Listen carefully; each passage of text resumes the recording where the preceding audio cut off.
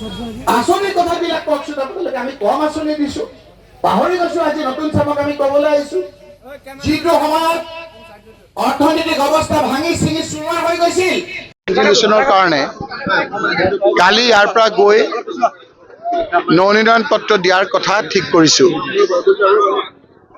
সেই সময়ত all India Congress কমিটিৰ ছেক্ৰেটাৰী এজনো অহা কথা আৰু NSUIৰ সৰ্বভাৰতীয় প্ৰাক্তন সভাপতি এজনো অহা কথা। এইসকলক লগত লৈ আমি অহাকালি মনোনয়ন পত্ৰ দিয়াৰ কথা ঠিক কৰিছো। কিন্তু আজি দেখিছে আপোনালোকে মনোনয়ন পত্ৰ দিয়াৰ আগতেই যি বিভিন্ন দল সংগঠনৰ পৰা জইন কৰাৰ এক পৰিৱেশ হৈছে, সেই পৰিৱেশে প্ৰমাণ কৰে যে আগন্তুক দিনত গৌৰৱ গগৈ ডাঙৰীয়াৰ নেতৃত্বত যে মিত্ৰজোঁটৰ কংগ্ৰেছৰ চৰকাৰ হ'ব, সেই কথাটো এতিয়া দিনৰ পোহৰেৰে স্পষ্ট হৈ গৈছে। মই 2001 চনতো ইয়াৰ পৰা বিজয়ী হৈছোঁ, 2006 চনতো বিজয়ী হৈছোঁ, 2011 চনতো বিজয়ী হৈছোঁ, 2016তো বিজয়ী হৈছোঁ, 2021তো বিজয়ী হৈছোঁ। কিন্তু মনোনয়ন দিয়াৰ আগদিনা এনেদৰে এটা দলৰ সভাপতিসহ সকলো জইন কৰা মই জীৱনত কেতিয়াও দেখা নাই। গতিকে এই বাতাবৰণ হৈছে হিমন্ত বিশ্ব শৰ্মাৰ অত্যাচাৰত সহিব নোৱাৰি সকলোৰে জাতি জনগোষ্ঠীৰ লোকে ৰখি আছিল যে কোনদিনা নিৰ্বাচনৰ দিন ঘোষণা কৰে, কোনদিনা অধ্যাদেশ আপোনাৰ আৰম্ভ হয়, কোনদিনা কোড অফ কণ্ডাক্ট আৰম্ভ হয় আৰু কোনদিনা আমি আপোনাৰ ৰাজহুৱাকৈ আহি আমি বিজেপিৰ এগেইনষ্টে আমি আমাৰ হিমন্ত বিশ্ব শৰ্মাৰ বিৰুদ্ধে আমি সোচ্চাৰ হওঁ। তাৰেই আগজাননী আজি আপোনালোকে দেখিছে যে এটা দলৰ সভাপতি তেওঁলোকে আহি তেওঁলোকৰ সহকৰ্মী সকলোকে লৈ আজি কংগ্ৰেছ দলত অংশগ্ৰহণ কৰিছে। কোন দলৰ পৰা আজি যোগদান কৰিছে? আজি বিশেষকৈ আজি আপোনালোকে দেখিছে বহুত দলৰ লোক আহিছিল, কিন্তু আমাৰ লোকসকলে ক'লে যে পঞ্চায়ত ৱাইজ অৰ্থাৎ মণ্ডল কংগ্ৰেছ ৱাইজ লগ কৰিব লাগে। সেইকাৰণে আজি আকৌ আমাৰ এখন মিটিং আছে চিঙিমাৰীত। তাত চিঙিমাৰীত আহি পেলাই আপোনাৰ মুধাফুটা বিজেপিৰ লোকসকলে আপোনাৰ জইন কৰিব। তাৰপিছতে আজি ইয়াতেকে আহিছিল ভকত গাঁৱৰ চুতৰ উপহিত আমি একেদিনৰ ভিতৰতে কৰিম। বিভিন্ন ঠাইত কেইদিনমানৰ আগত আপোনালোকে দেখিলে যে UDFৰ যিজন প্ৰাৰ্থী হৈছে তেওঁৰ নিজৰ পঞ্চায়তৰ গাতে গালেগি থকা হাতী পুখুৰীত হৈছে। ইয়াৰ 25টা পঞ্চায়তৰ 25খন মিটিং কেৱল জইন কৰা মিটিঙে হ'ব, বাকী ৰাজহুৱা মিটিংটো আমি কৰিমেই। নুৰুল আমিন চৌধুৰী ইয়াত যোগদান কৰিবলৈ আহিছিল, কিন্তু তেওঁ আজি ইয়াত যোগদান কৰা নহয়। আমি তেনেকুৱা বহুত আহিছে, তেওঁ যেনেকৈ আহিছে আমাৰ ইয়াত ঠিক কৰিলোঁ যে নিজৰ নিজৰ পঞ্চায়তত আমি জইন কৰাম, অৰ্থাৎ নিজৰ নিজৰ আমাৰ মণ্ডল কংগ্ৰেছ বুলি কয় মণ্ডল কংগ্ৰেছত আমি জইন কৰাম। তেওঁক ভকত গাঁৱত আমি তেখেতৰ পঞ্চায়ত পৰে আৰু আমি তেখেতৰ চুতৰাভি ৰৌমাৰী আৰু তাত আমি ৰৌমাৰী ৰূপহীৰ পঞ্চায়তৰ আমি চুতৰ উপহিত আমি এখন সভা কৰিম, তাত আমি আনুষ্ঠানিকভাৱে জইন কৰাম। নহ'লে হয় কি তাৰ মানুহে গমেই নাপায় ইয়াত যে জইন কৰিছে বুলি। তেওঁ কৈছে যে মোৰ বহুত মানুহ আৰু আহিবলগীয়া আছে, গতিকে একেলগে আমি জইন কৰাটো বিচাৰিছোঁ। আজি এটা দলৰে প্ৰায় পদ থকা পদ থকা মানুহে আপোনাৰ প্ৰায় 45, বাকী লোকৰটো লৈ 100তকৈ বেছি। গতিকে আপোনালোকে সকলো দিশতে আপোনালোকে চাইছে, সকলোফালে আহিছে। এতিয়া UDFৰ সভাপতিকে আহিব বিচাৰিছে।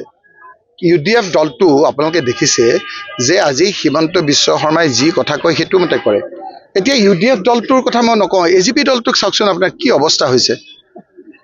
UDF দলৰ পৰা যোৱা সেই লোকসকল যিসকল একেবাৰে কোনো UDFৰ নামাতে, সেই লোকসকলে গৈ এতিয়া হিমন্ত বিশ্ব শৰ্মাৰ কথা মতে আজি AGPৰ টিকেট দিয়া আৰম্ভ হৈছে। গতিকে এই কথাবিলাক সময়ত আহি আছে, সেই কথাবিলাক আপোনালোকক ক'ম। কিন্তু এইকেইটা দিনত আপোনালোকে দেখিলে নিৰ্বাচনৰ মনোনয়ন পত্ৰ দিওঁতেই গৌৰৱ গগৈ ডাঙৰীয়াৰ সংগী দিয়াৰ লগে লগে অখিল গগৈ ডাঙৰীয়াৰ মিটিঙত কিমান মানুহ হৈছে। লুৰিণজ্যোতি গগৈ ডাঙৰীয়াৰ নেতৃত্বত আপোনাৰ গৌৰৱ গগৈ ডাঙৰীয়া যোৱাৰ লগে লগে কিমান আপোনাৰ মানুহ হৈছে সকলো দিশত। আজি আপোনালোকে চাওক মাজুলীততো কেইদিনমানৰ আগত কংগ্ৰেছৰ মানুহে নাছিল। আজি মনোনয়ন দিবলৈ গৈছে 6 ঠাইত গৌৰৱ গগৈ ডাঙৰীয়াক ৰখাই পেলাই মিটিং কৰিহে কোনোমতে সময়ৰ আগত আমি মনোনয়ন পত্ৰ দিবলৈ পাৰিছোঁ।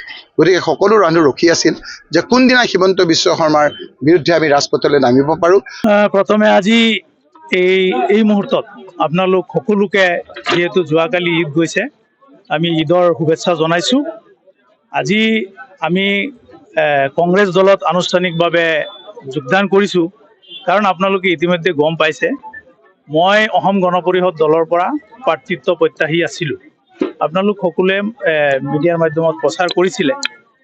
আৰু অসম গণ পৰিষদৰ সন্মানীয় কাৰ্যকৰী সভাপতি কেশৱ মহন্ত ডাঙৰীয়া বা জিলা সভাপতি মণিমাধৱ মহন্ত ডাঙৰীয়া যথেষ্ট তেওঁলোকে মোক প্ৰাৰ্থিত্ব দিয়াৰ কাৰণে চেষ্টা চলাইছিলে, কিন্তু কেন্দ্ৰীয় সমিতিৰ বিশেষ মানে কাৰণত তেওঁলোকে মোক প্ৰাৰ্থিত্ব প্ৰদান কৰিব নোৱাৰিলে।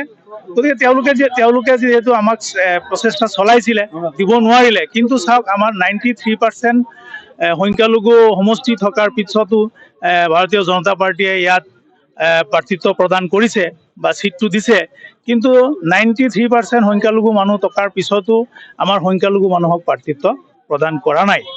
কাৰণ ইয়াৰ পৰাই বুজা যায় যে ভাৰতীয় জনতা পাৰ্টীয়ে কিমান আমাৰ সংখ্যালঘু মানুহৰ ওপৰত বিশ্বাস আৰু আস্থা আছে। কিন্তু এতিয়া যিটো পৰিপ্ৰেক্ষিতত চামগুৰি সমষ্টিৰ 93% মানুহ আমাৰ সংখ্যালঘু, গতিকে আমি যিটো দেখা পাইছোঁ যে অহা নিৰ্বাচনত, যিটো অহা 9 তাৰিখে নিৰ্বাচন অনুষ্ঠিত হ'ব, সেই নিৰ্বাচনত আমাৰ কংগ্ৰেছ দলৰ প্ৰাৰ্থী তানজিল হুছেইন ডাঙৰীয়াই বিপুল ভোটত জয়লাভ কৰিব। গতিকে আমাৰ মাননীয় সাংসদ ৰকিবুল হুছেইন ডাঙৰীয়া, তেখেতৰ লগত বহুত দিন আমি কংগ্ৰেছ দলত কাম কৰিছিলোঁ, পুনৰবাৰ তেখেতে কাম কৰাৰ কাৰণে মোক মাতিছে, আৰু সেই হিচাপে মই তেখেতৰ প্ৰতি কৃতজ্ঞতা স্বীকাৰ কৰি আজি আনুষ্ঠানিকভাৱে কংগ্ৰেছ দলত যোগদান কৰিছোঁ।